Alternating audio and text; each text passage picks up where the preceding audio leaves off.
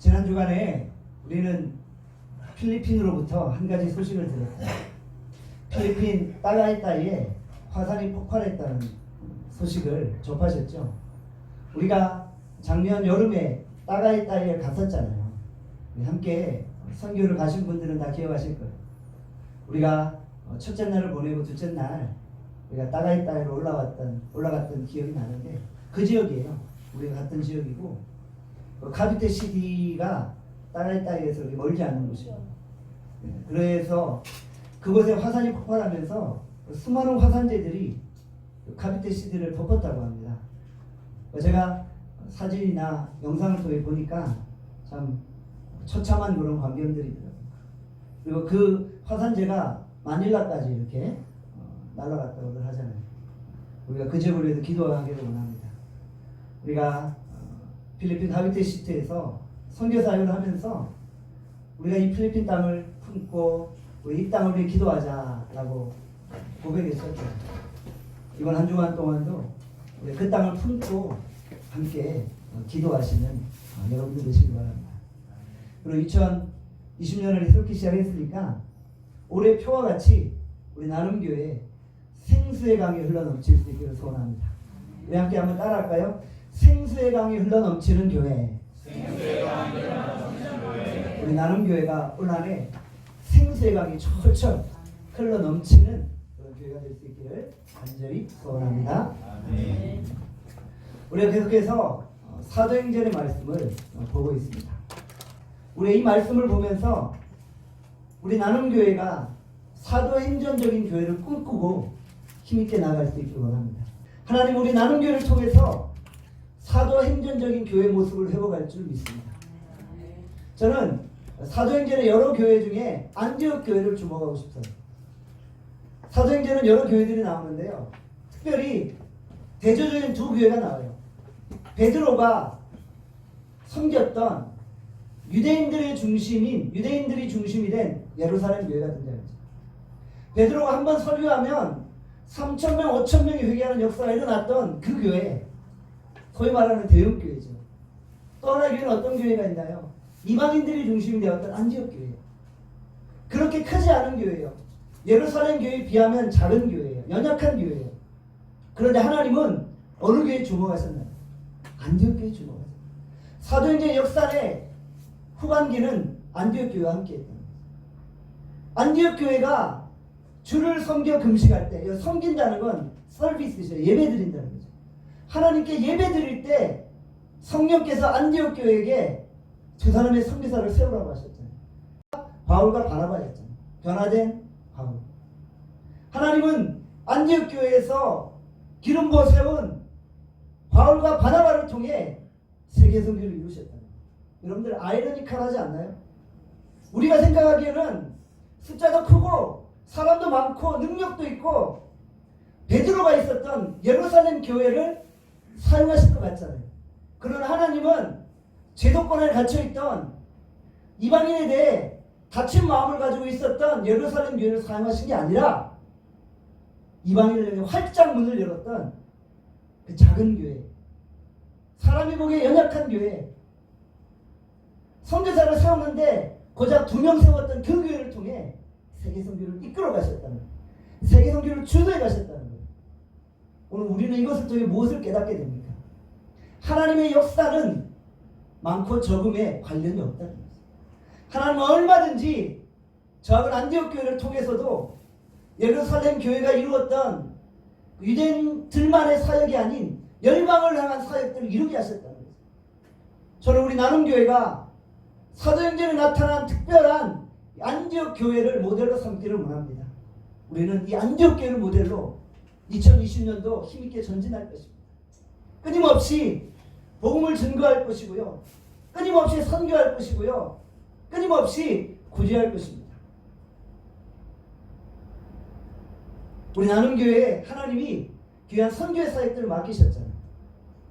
우리가 작년 한 해 동안도 우리 열심히 선교했었어요. 일본으로도 선교를 가고 필리핀으로도 선교를 가고 또 우리 한국에 와 있는 외국인 선교사님들을 작년 한 해도 열심히 섬겼어요. 그리고 작년 연말에 방학을 맞이하여서 우리 교회도 외국인 사역을 잠시 브레이크를 가졌어요. 그리고 제 마음속에 이제 새로운 새해가 되면은 다시 외국인 사역을 시작을 해야 되겠다. 그리고 마음만 가지고 계획은 세웠지만 언제 해야 될까 이러고 있는데요. 지난 주간에 하나님이 제 마음을 채찍질 하시는 거예요. 왜 빨리 시작하지 않느냐. 하나님이 제 마음을 이렇게 치시는 거예요. 다시 시작하라고. 언제 할래? 저는 이 하나님의 음성을 들으면 이런 고백을 합니다. 하나님이 기다리고 계시는 거예요. 하나님이 외국인 선교사님들과 함께 드릴 예배를 사모하고 계시는구나. 이제 방학이 거의 이제 끝나가고 있어요. 우리가 지난 연말에 네팔에서 오신 크리스티나 선교사님, 그분을 통해 네팔 아이들을 도왔어요. 크리스티나 선교사님이 예배가 끝나고 저에게 찾아와서 이런 말씀을 하시는 거예요. 목사님, 제가 이제 방학을 맞이하여 네팔로 돌아가는데 우리 교회 아이들에게, 네팔에 있는 아이들에게 크리스마스 파티를 해주고 싶습니다. 그런데 재정이 없으니까 목사님 좀 나눔교회가 좀 돕기를 원합니다. 그래서 제가 그 말을 듣고 기도했어요. 하나님, 어떻게 도와야 할까요? 어떻게 도와야 할까요? 그래서 혼자 이제 기도하고 있는데 우리 교회를 돕는 한 집사님의 딸이 있어요. 그 딸이 작년 한 해 동안 열심히 저금통에 동전을 모은 거예요. 그 아이의 동전이 우리 나눔교회로 온 거예요. 그리고 또 우리 한 집사님이 한 해 열심히 모았던 500원짜리 동전이 또 교회로 온 거예요. 우리가 그 동전들을 모아서 그 성교사님께 보내드렸죠. 그리고 네팔을 통해 그 소식을 들었어요. 나눔교회가 도운 많은 액수는 아니에요. 물론 적은 액수예요. 사람이 보기엔 보잘것없는 액수예요. 그러나 하나님은 그것을 통해 500을 이루신다. 네팔 선교사님이 답장이 왔어요. 나눔교회의 도움을 받아서 우리 아이들에게 크리스마스 파티를 멋지게 해줬다. 이제 한국으로 돌아올 시점이 되셨어요.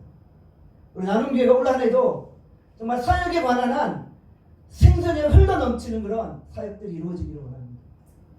우리가 정말 안디옥 교회 같은 하나님이 쓰시고 사용하시는 모델이 될 수 있기를 간절히 소원합니다.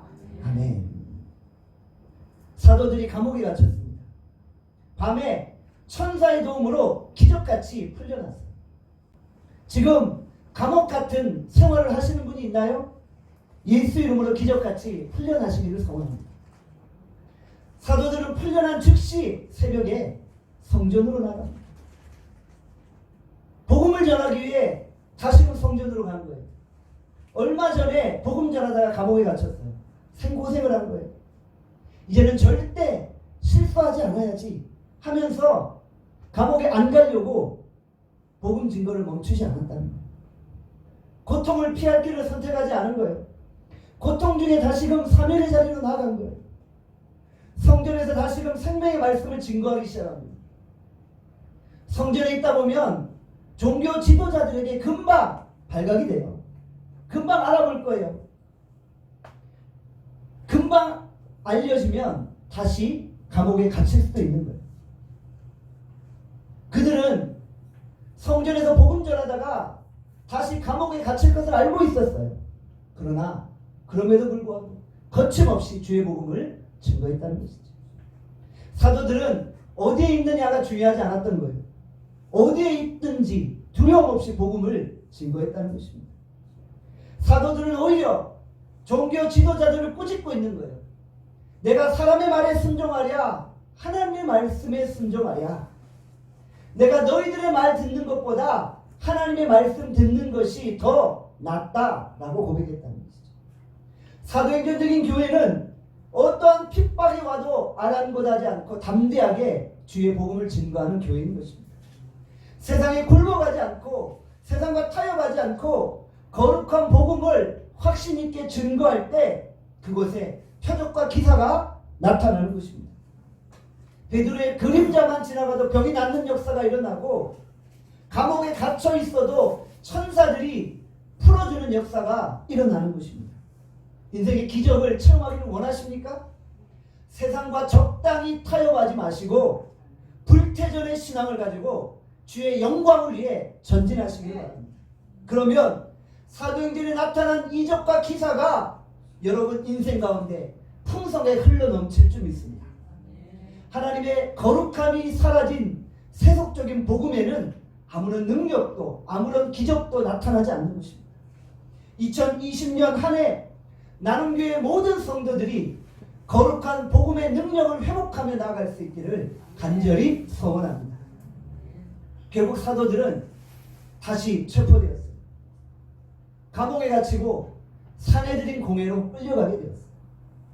종교 지도자들이 사도들에게 사형 선고를 언도하려고 하고 있는 것입니다. 사도행전 5장 33절에 말씀합니다. 우리 같이 사도행전 5장 33절 말씀 함께 읽겠습니다. 시작. 그들이 듣고 크게 노하여 사도들을 없이하고자 할세. 산해드린 공회는 어떤 곳입니까? 몇 달 전에 예수님이 재판을 받으셨던 곳이에요. 그곳에서 예수님은 빌라도에 의해 사형 선고를 받았어요. 실제로 먼저는 산해드린 공회가 사형 결정을 내리고 그 후에 사형 집행권이 있는 빌라도가 십자가형을 추인한 것이었죠. 사도들은 곧 사형 선고를 받게 됩니다. 그러나 사도들은 조금 더 기죽지 않고 담대하게 십자가의 복음을 증거하고 있는 것입니다. 성도들의 특권은 무엇입니까? 어떠한 상황 속에서도 담대한 것입니다. 세상이 여러분들을 애매하게 공격할 때 기죽거나 두려워하지 마십시오. 세상이 여러분들을 제거하려고 할 때 쫄지 마십시오. 인생에 어떤 위기가 와도 그 앞에 굴복하지 마시고 담대하게 설 수 있기를 바랍니다. 주를 향한 영적인 내공을 쌓고 어떤 위기에도 흔들리지 않는 견고한 믿음과 신앙을 소유하시길 바랍니다. 사도들이 종교 지도자들 앞에 두려워하지 않는 모습을 보니까 종교 지도자들이 오히려 크게 노하고 있는 거예요. 분노를 억제하지 못하고 혈기를 부리고 있는 거예요. 그러면서 그들의 마음속에 무슨 생각이 들었을까요? 저들이 뭘 믿고 이렇게 까불지? 저들이 뭘 믿고 이렇게 담대하지? 도대체 저들이 믿는 것이 무엇일까? 사도들의 담대한 확신 속에서 오히려 반대로 종교 지도자들이 두려움을 느낀 거예요. 그들의 두려움이 혈기와 분노로 표출되고 있다는 거예요. 생각해 보십시오. 그들의 분노 뒤에는 누가 있습니까? 바로 사단의 세력이 있는 거예요. 종교 지도자들에게 시기심과 질투심과 분노를 불어넣은 거예요. 그래서 질투심과 시기심과 분노로 말미암아 복음 증거를 막으려고 했다는 거예요. 우리는 전도하다 보면 전도를 방해하는 세력들을 만나게 됩니다. 저도 구로의 광장에서 노방전도를 하다 보면 때때로 분노하는 사람들을 만나게 돼요. 그들의 배후에 사단의 역사함으로 전도를 방해하는 거예요. 상대편이 분노할 때 우리 어떻게 대항해야 하나요? 같이 분노해야 하나요?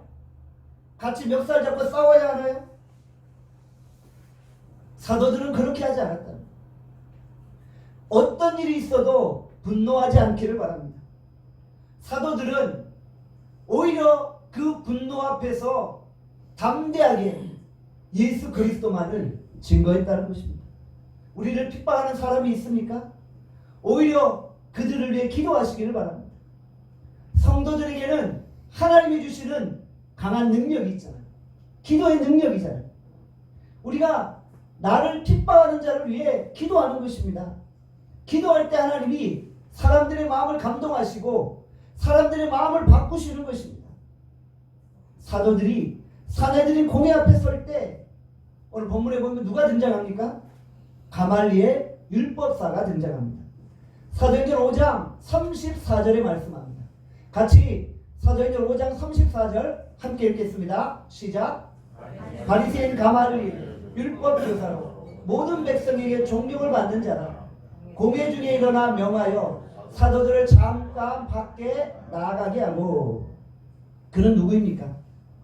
대랍비 힐렐의 손자며 당대 바리새파의 최고의 율법학자입니다. 사도 바울의 스승이기도 하죠. 힐렐, 가말리엘, 사도 바울로 이어지는 계보는 초대 교회와 기독교에 엄청난 영향을 미치게 되었다는 것이죠. 공회가 사도들에게 사형 선고를 내리려고 할 때 누가 사도들의 죽음을 막았습니까? 당대 최고의 율법학자 가말리엘이었던 것입니다. 생각해 보십시오. 가말리엘은 원래 누구 편입니까? 사도들 편입니까? 종교 지도자들 편입니까? 종교 지도자들 편이죠. 그런데 신기하게도 가말리엘이 사도들을 돕고 있는 것입니다. 율법학자 가말리엘이 사도들을 도울 것이라고 상상이라도 했을까요? 하나님의 역사는 생각지도 않는 변수를 우리에게 보여주는 것입니다. 하나님이 역사하시니까 상상할 수 없는 사람이 나를 돕게 되어지는 것입니다. 기도는 이런 능력이 있습니다. 가말리엘 율법사를 통해 사도들을 건져내신 것입니다. 그렇지 않았다면 사도들은 순교를 당했을 것입니다. 가말리엘의 최고의 업적은 초대교회를 이끌었던 사도들을 돕는 것이었습니다. 그들을 구원해내는 것이었습니다. 나의 적이 생각지도 않게 나를 돕는 역사를 일으키는 것입니다. 여러분에게도 그런 일이 있기를 간절히 소원합니다. 하나님은 때때로 악한 자를 들어서 사용하시는 거예요. 하나님은 성도들을 살리시기 위해 사용하지 못할 도구가 한 가지도 없다는 것입니다. 하나님은 악한 자를 들어서라도 하나님의 백성들을 구원하시는 것입니다. 하나님은 당나귀를 들어서라도 말씀하시고 돌을 들어서라도 아브라함의 자손이 되게 하시는 분입니다. 하나님은 기도하는 자를 통해 일하시는 것입니다. 기도만 하고 기도만 붙들면 되는 것입니다. 우리가 기도하고 나가면 상상하지도 못할 일들이 우리에게 일어나고 생각지도 못한 사람들이 우리를 돕게 되어지는 것입니다. 그 순간 성령께서 사람들의 마음을 감동케 하셔서 우리를 돕게 하시는 것입니다. 페르시아 왕 고레스를 아시죠? 그는 하나님을 모르는 이방 왕이었어요. 그가 전 세계를 제패했죠. 그러나 하나님이 고레스의 마음을 감동케 하십니다. 포로 생활 중이었던 유다 백성들을 예루살렘으로 귀환하게 하셨던 것입니다.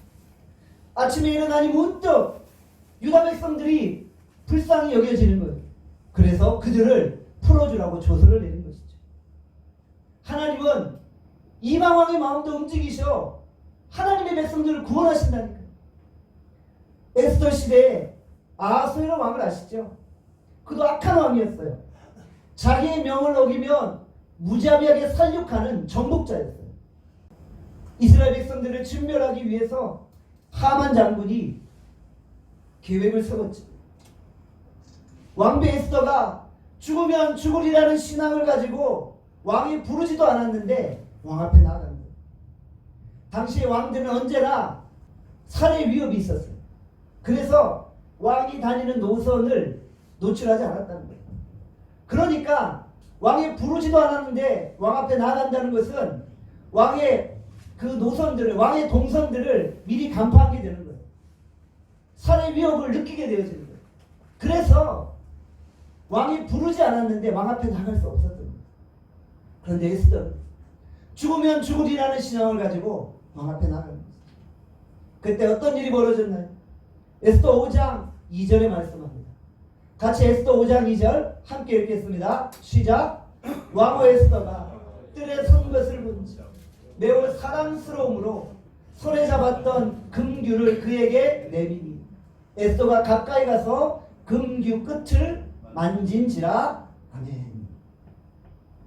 에스더가 왕이 부르지도 않았는데 왕 앞에 나간 순간 왕과 신하들이 깜짝 놀랐을 수도 있을 거예요. 어떻게 내 동선을 알았지? 나를 살해하려는 건 아니야? 그러나 왕은 에스더의 모습이 너무나도 사랑스러워서 그에게 왕의 지팡이를 내밀었죠. 그리고 그가 산 것입니다. 오늘 본문에 보면 에스더가 매우 사랑스러움으로 라고 기록을 하고 있죠. 하나님이 왕에게 어떤 마음을 주신 거예요? 에스더를 보면서 사랑스러워할 만한 마음을 주신 거예요. 그런 마음이 없었다면 에스더는 벌써 즉결 심판을 받았어요. 에스더가 얼굴이 예뻐서 출세한 것이 아니에요. 에스더가 죽으면 죽으리라는 신앙을 가지고 하나님을 의지하여 백성들을 구원하기 위해 나갈 때 하나님이 그 순간 아하수에로의 마음을 움직이신 거예요. 순간 보니까 사랑스러운 마음이 생긴 거예요. 하나님은 악한 자의 마음을 사용하시는 거예요. 악한 자를 들어서라도 하나님의 백성들을 구원하시는 거예요. 그리고 이스라엘을 진멸하려고 했던 하만 장군은 그 자리에서 죽임을 당하게 되었죠. 우리 가운데 별로 매력이 없어 보이는 분들이 있는데 그런 분들이 어떨 때는 사랑스러워 보일 때가 있는 거예요. 왜 그럴까요? 하나님이 우리의 마음에 사랑할 만한 마음을 주신 거예요. 잠언 21장 1절에 말씀합니다. 왕의 마음이 누구에게 있다고요? 여호와의 손에 있는 거예요. 여호와께서 왕의 마음을 움직이시는 거예요. 그래서 여호와께서 자신의 뜻대로 임의대로 인도해 가시는 거예요. 하물며 하나님이 우리의 마음을 인도하지 않으시겠습니까? 하나님은 모든 사람의 마음을 움직이시는 거예요. 그래서 우리가 하나님 앞에 기도로 나가면 하나님이 그 기도를 듣고 사람들의 마음을 감동하시는 거예요. 성도의 강점은 무엇입니까? 기도에 능력이 있다는 거예요. 기도를 통해 사람을 움직이는 거예요. 사업을 할 때 거래처에 그 직원들을 만나야 하잖아요. 만나기 전에 기도하시길 바랍니다. 하나님, 우리 거래처에 우리 직원의 마음을 감동케 하여 주시옵소서. 우리가 기도하고 나가면요, 하나님이 사람의 마음을 움직이는 거예요. 하나님, 제가 이런 일을 하고자 하는데 하나님, 우리 상사의 마음을 움직여 주십시오. 기도하면 하나님이 움직여 주시는 거예요. 사람의 마음을 감동케 하시고 사람의 마음을 녹이시고 사람의 마음을 부드럽게 하시는 분은 하나님이시라. 우리가 기도할 때 위기의 순간에 사람의 마음을 바꾸셔서 피할 길을 주신다는 것입니다. 고린도전서 10장 13절에 말씀합니다. 같이 고린도전서 10장 13절 함께 읽겠습니다. 시작. 사람이 감당할 시험 밖에는 너희가 당한 것이 없나니 오직 하나님은 미쁘사 너희가 감당하지 못할 시험 당함을 허락하지 아니하시고 시험 당할 쯤에 또한 피할 길을 내사 너희를 능히 감당하게 하시느니라. 아멘. 하나님이 우리에게 피할 길을 허락하셔서 능히 이 위기의 순간을 극복하게 하시는 거예요. 하나님이 악한 자의 마음을 들어서라도 우리를 돕게 하시고 우리에게 피할 길을 주시고 우리를 구원해 내신다는 거예요. 2020년이 시작했습니다. 여전히 고난과 핍박과 어려움이 있습니다. 우리가 간절히 기도함으로 나아갈 때 하나님이 이 위기를 극복하게 하실 것입니다.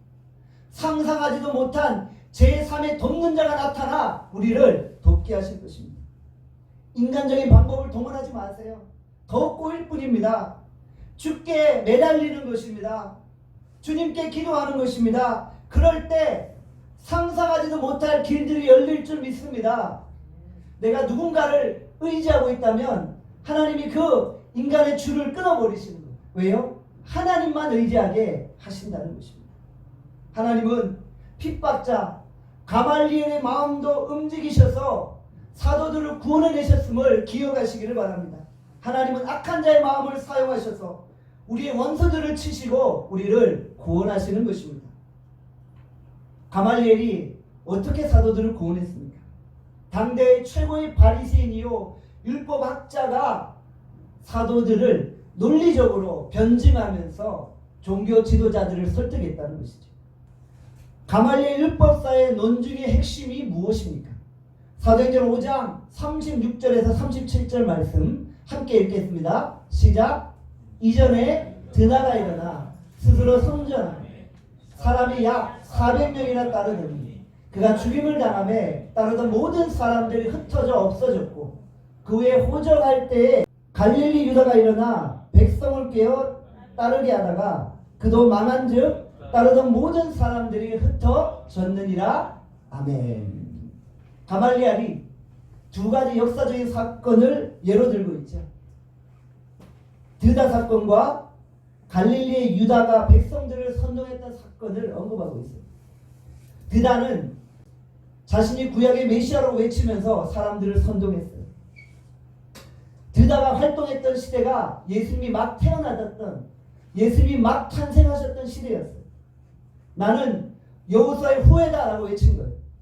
나는 여호수아처럼 이 민족을 구원할 자다라고 외친 거예요.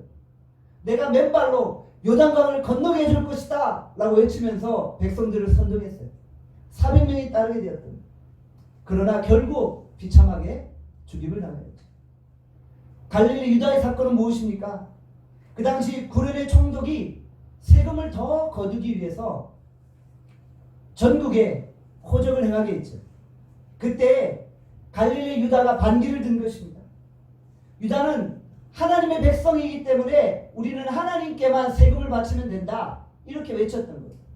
그러면서 유다 백성들의 민족의식을 고취시키며 로마에게 반기를 등게 한 것이죠. 로마를 대항하면서 백성들을 선동했던 것입니다. 그러나 그도 결국 비참한 최후를 맞이했던 것입니다. 가말리엘은 이 두 가지 사건을 예로 들면서 사도들을 논리적으로 변호한 것이죠. 사도행전 5장 38절에서 39절에 말씀합니다. 다 함께 사도행전 5장 38절 39절 함께 읽겠습니다. 시작. 이제 내가 너희에게 말하노니 이 사람들을 상관하지 말고 버려두라. 이 사상과 이 소행이 사람으로부터 났으면 무너질 것이요, 만일 하나님께로부터 났으면 너희가 그들을 무너뜨릴 수 없겠고 도리어 하나님을 대적하는 자가 될까 하노라 하니. 가말리엘은 너무나도 논리적으로 사도들을 변호하고 있는 거죠. 그들이 하나님께로부터 나오지 않았다면 그들은 멸망당할 것이다. 그리고 그들이 하나님께로부터 왔다면 그들은 흥왕할 것이다. 그러니까 우리가 그냥 그들을 지켜보자. 혹시 모르지 않냐, 이 사도들이 하나님께로부터 왔다면 우리가 하나님의 뜻을 거역하고 핍박하는 것이 아니냐. 그러니 우리가 섣불리 행동하지 말고 신중하게 반응하자. 얼마나 논리적이고 얼마나 설득력이 있습니까? 공의 앞에 모든 종교 지도자들은 이 말을 듣고 옳게 여겼던 것입니다. 가말리엘의 태도는 폐쇄적이거나 편협하지 않았던 거예요. 그는 개방적인 태도를 가졌던 거예요. 그는 수용할 줄 알았던 거예요. 자신이 정확하게 알지 못하기 때문에 판단을 유보했다는 것이죠. 가말리엘은 자신이 심판자라고 여기지 않았어요. 내 판단이 틀릴 수도 있다는 것을 인정했다는 것이죠. 우리는 심판자가 아닙니다. 우리의 심판자는 오직 하나님이십니다. 하나님만이 심판하시는 거예요. 성경은 스스로 판단하지 말고 스스로 보복하지 말라고 했다라는 것입니다. 로마서 12장 19절에 말씀합니다. 우리 같이 로마서 12장 19절 함께 읽겠습니다. 시작. 내 사랑하는 자들아, 너희가 친히 원수를 갚지 말고 하나님의 진노하심에 맡기라. 기록되었으되 원수 갚는 것이 내게 있으니 내가 갚으리라고 주께서 말씀하십니다. 지금까지 내가 인생을 살아오면서 내가 내렸던 모든 판단이 다 맞던가요? 내 모든 결정이 다 맞았나요? 내 생각이 틀릴 수도 있는 거예요. 우리는 다 맞지 않아요. 때때로 틀릴 수 있어요. 오직 결코 틀리지 않는 분은 하나님이시라는 거죠. 그래서 우리의 모든 판단을 하나님께 맡기고 우리의 판단은 유보하는 것입니다. 가말리엘은 자신의 판단을 유보하고 개방적인 태도를 가졌던 거예요. 수용적인 태도를 가졌던 거예요. 하나님께 심판의 권한을 맡겨드린 것입니다. 성도는 일상생활에서 결코 폐쇄적이면 안 된다는 것이죠. 내가 판단 내리고 내가 생각하는 것이 잘못될 수도 있다는 사실을 기억하면서 항상 하나님께 모든 심판과 결정을 맡겨야 한다는 것이죠. 사울을 보십시오. 사울은 자신이 하나님을 위해서 일한다고 생각했어요. 하나님을 위해서 엄청난 열심을 가지고 있었어요. 상당히 폐쇄적이고 상당히 배타적으로 그리스도인들을 핍박했다는 거예요. 그런데 자신이 무슨 일을 저지르는지 알지 못했다는 것이죠. 그는 하나님을 핍박하는 자였습니다. 다메섹 소상에서 큰 빛 가운데 예수님을 만나게 됐죠. 사울아 사울아 내가 어찌하여 나를 핍박하느냐. 당신이 네 시온이니까. 그때 하나님의 아들 예수 그리스도를 만나게 되었다는 것이죠. 그 제자 비로소 자신이 하나님 그분을 핍박하고 있음을 깨닫게 되었던 것입니다. 우리는 우리의 판단을 유보해야 합니다. 내 고집과 선입견으로 살지 말아야 합니다. 내 판단이 틀릴 수 있음을 생각하며 심판을 하나님께 맡겨야 합니다. 여러분의 모든 판단이 하나님께 속하였음을 고백하시고 하나님이 내 인생을 판단하심을 믿으시기를 바랍니다. 사도행전 5장 40절에서 41절에 말씀합니다. 같이 사도행전 5장 40절에서 41절 말씀 함께 읽겠습니다. 시작. 그들이 옳게 여겨 사도들을 불러들여 채찍질하며 예수의 이름으로 말하는 것을 금하고 놓으니 사도들은 그 이름을 위하여 능력받는 일에 합당한 자로 여기심을 기뻐하면서 공회 앞을 떠나니라. 아멘. 사도들은 채찍질을 당했어요. 매를 맞았어요. 옥에 갇혔어요. 능력을 받았어요. 그런데 기뻐하고 웃고 있는 거예요. 참으로 모순적이지 않습니까? 능력을 당하고 있는데 기뻐하고 있는 거예요. 세상의 원리로 사는 사람들이 아니라는 거예요. 세상이 감당할 수 없는 사람들이라는 것이죠. 세상은 핍박을 두려워합니다. 세상은 고난을 두려워하고 감옥을 두려워합니다. 그러나 하나님의 사람들은 고난도 핍박도 감옥도 두려워하지 않는다는 거예요. 내가 지금 가고 있는 길이 주를 위한 합당한 길이라면 결코 두려움 없이 나가는 것이죠. 성도는 오직 하나님만을 두려워하는 것입니다. 사도들은 예수의 이름으로 인하여 능력받는 것을 합당하게 여겼습니다. 여기서 합당하게 여겼다는 단어는 헬라어 단어로 카타시오입니다. 가치 있는 일로 여겼다는 뜻입니다. 그들은 예수 이름으로 수치와 모욕과 망신을 당하는 것을 가치 있게 여겼다는 것이죠. 그들이 어떻게 이런 생각을 할 수 있나요? 성령에 사로잡혔기 때문입니다. 성령에 사로잡히지 않고서는 결코 이런 생각을 할 수 없다는 것이죠. 마태복음 5장 11절에서 12절을 말씀합니다. 다시 마태복음 5장 11절 12절 말씀 함께 읽겠습니다. 시작. 나로 말미암아 너희를 욕하고 박해하고 거짓으로 너희를 거스러 모든 악한 말을 할 때 너희에게 복이 있나니 기뻐하고 즐거워하라. 하늘에서 너희 상이 큼이라. 너희 전에 있던 선지자들도 이같이 박해하였느니라. 아멘. 상급을 바라보면서 주 안에 기뻐하는 거예요. 하나님이 주실 하늘의 영광을 바라보면서 주 안에서 즐거워하는 거예요. 오늘 우리 안에 이런 기쁨과 즐거움이 회복되어질 수 있기를 간절히 소원합니다. 도산 안창호 선생을 아시죠? 한국 역사의 암흑기라는 일제시대를 살았던 분이시죠. 조선의 민족이 절망과 아픔과 고통 가운데 살고 있었다. 도산 안창호 선생은 이런 백성들의 모습을 보면서 한탄했습니다. 그는 외쳤습니다. 왜 이 사회가 이렇게 차갑습니까? 서로 사랑하는 마음으로 빙그레 웃으면서 삽시다. 도산 안창호 선생은 스마일 운동을 벌였던 거예요. 독실한 그리스도인이었던 그는 백성들의 마음에 긍정적인 신앙을 불어넣고 서로 웃으면서 서로 기뻐하면서 이 민족의 위기를 극복하자고 외쳤던 거예요. 독립운동을 할 때 한때 옥고를 치르기도 했어요.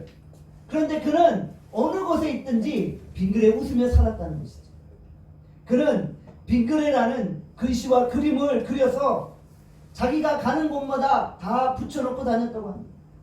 그리고 번그레, 빙그레, 방그레 이런 글씨와 그림을 사람들에게 나눠주었다고 합니다. 갓난아이는 방그레, 젊은이는 빙그레, 늙은이는 번그레를 외쳤다고 합니다. 이런 스마일 운동이 당시 백성들에게 센세이션을 일으켰어요. 사람들이 낙심하지 말고 기뻐하게 하였다는 것입니다. 광야 같은 인생길 겹겹이 고난의 연속입니다. 힘들고 어려운 순간들이 우리에게 겹겹이 다가올 것입니다. 그러나 우리가 성령 충만하면 주 안에서 기뻐할 수 있는 것입니다. 기쁨은 성령의 은사입니다. 기쁨은 성령의 열매입니다. 우리가 하늘의 상급을 바라보며 기뻐할 수 있는 것입니다. 마귀는 우리에게 기쁨을 주지 않습니다. 마귀는 우리에게 불평과 원망과 증오를 집어넣는 거예요. 마귀는 우리에게 계속해서 불평하라고 하는 거예요. 마귀는 우리가 기뻐하지 못하게 만드는 거예요. 마귀는 우리가 자꾸 원망하게 만든다는 거예요. 유명한 신학자 C.S. 루이스가 스크루테이프의 편지라는 책을 기록했어요. 이 책은 악마에 관한 이야기입니다. 악마의 본질과 악마의 속성을 기록해 놓고 있어요. 악마는 어떤 모습입니까? 악마는 웃지 않는다는 거예요. 악마는 기뻐하지 않는다는 거예요.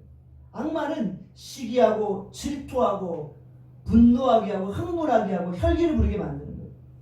그래서 결국 악마는 우리를 웃지 못하게 만든다는 거예요. 악마가 웃는 거 보셨어요? 악마가 기뻐하는 거 보셨어요? 악마에게는 기뻐함이 없는 거예요. 악마가 기뻐하면 더 이상 악마가 아닙니다. 우리는 악마의 형상이 아니라 하나님의 형상대로 지음받았어요. 그래서 우리는 항상 스마일, 항상 기뻐하며 항상 즐거워하는 것입니다. 우리 안에 상상할 수 없는 하늘의 기쁨과 즐거움이 넘쳐나기를 원합니다. 우리가 성령 충만하여 기쁨이 샘솟듯 일어나기를 간절히 소원합니다. 사도행전 5장 42절의 말씀합니다. 같이 사도행전 5장 42절 말씀 함께 읽겠습니다. 시작. 그들이 날마다 성전에 있든지 집에 있든지 예수를 그리스도라고 가르치기와 전도하기를 그치지 아니하니라. 아멘. 사도들은 전도하는 것과 가르치는 것을 그치지 않았습니다. 중단 없이 계속해서 사명을 감당한 것입니다. 성도의 강점은 무엇입니까? 조급하게 중단하지 않는 거예요. 마귀는 우리의 마음에 두려움을 주고 조급한 마음을 주고 멈추게 만드는 거예요. 직장도 그만두게 만들고 사업도 그만두게 만드는 거예요. 결혼관계도 그만 중단하게 만들고 갈라서게 만들고 친구관계도 그만두게 만드는 거예요. 사단의 전략은 우리가 낙심하여 그만두게 만드는 거예요. 그러나 사도들은 그만두지 않아 그치지 아니하고 끊임없이 복음을 증거했다는 것입니다. 마귀의 목표는 성도를 중단하게 만드는 거예요. 큰 고난을 주어서 자꾸만 멈추게 만드는 거예요. 포기하게 만드는 거예요. 그러나 하나님은 우리에게 그치지 아니하고 멈추지 아니하고 쉬지 아니하고 계속 주의를 감당할 수 있는 힘과 능력을 허락하여 주시는 것입니다. 느헤미야 시대에 산발락과 도비아는 성전 건축을 중단하게 만들었어요. 느헤미야 6장 9절에 말씀합니다. 우리 다 함께 느헤미야 6장 9절 말씀 함께 읽겠습니다. 시작. 이는 그들이 다 우리를 두렵게 하고자 하여 말하기를 그들의 손이 피곤하여 역사를 중지하고 이루지 못하리라 함이라. 이제 내 손은 힘있게 하옵소서 하였노라. 아멘. 역사를 중단하게 만드는 거예요. 역사를 멈추게 만드는 거예요. 마귀는 낙심하게 만드는 거예요. 포기하게 만드는 거예요. 그래서 우리가 마귀의 시험을 이기는 방법이 무엇입니까? 포기하지 않고 계속하는 것입니다. 실망하지 말고 계속 전진하는 거예요. 마귀가 제일 두려워하는 사람이 누굽니까? 낙심할 상황에서 낙심하지 않는 것입니다. 사랑하는 나눔교회 성도 여러분, 우리 나눔교회를 보면서 낙심하지 마시길 바랍니다. 우리 나눔교회를 하나님이 사용하실 거예요. 우리가 끊임없이 같은 위치에서 선교하고 전도하고 구제하고 예배드리고 기도하면 하나님이 나눔교회를 통해서 일하시는 거예요. 사단은 우리에게 자꾸 그만두게 만드는 거예요. 기도해도 안 된다고 우리에게 생각하게 만드는 거예요. 전도해도 안 된다고 생각하게 만드는 거예요. 이럴 때일수록 우리가 더 깨어 기도하고 전도하고 주의를 감당할 수 있길 바랍니다. 지금 있는 자리에서 최선을 다해 주의를 감당하는 거예요. 갈라디아서 6장 9절에 말씀하죠. 우리가 선을 행하되 낙심하지 말지. 포기하지 아니하면 때가 이르며 거두리라. 아멘. 중단 없이 사명의 자리로 나가는 여러분들 되시길 바랍니다. 찬양 가운데 이런 찬양이 있죠. 세상 모든 민족이 구원을 얻기까지 쉬지 않으시는 하나님. 오늘 하나님은 쉬지 않으세요. 하나님의 역사를 이루시기 위해서 쉬지 않고 오늘도 일하고 계신 거예요. 하나님 우리 나눔교회를 통해서도 쉬지 않고 일하고 계신 거예요. 여러분들 이것을 영적인 눈을 열어 보시는 여러분들 되시길 바랍니다. 성전에 있든지 집에 있든지 날마다 복음을 증거하는 거예요. 가족 복음화를 위해 헌신하는 거예요. 지역 복음화를 위해 헌신하는 거예요. 대한민국의 복음화를 위해 헌신하는 거예요. 전 세계의 복음화를 위해 헌신하는 여러분들 되길 바랍니다. 우리 나눔교회가 하나님의 마음을 시원케 해드리며 복음 증거의 최전방에 서 있는 능력의 교회로 하나님 앞에 쓰임받을 수 있기를 간절히 소원합니다. 아멘. 우리 같이 한번 기도하겠습니다.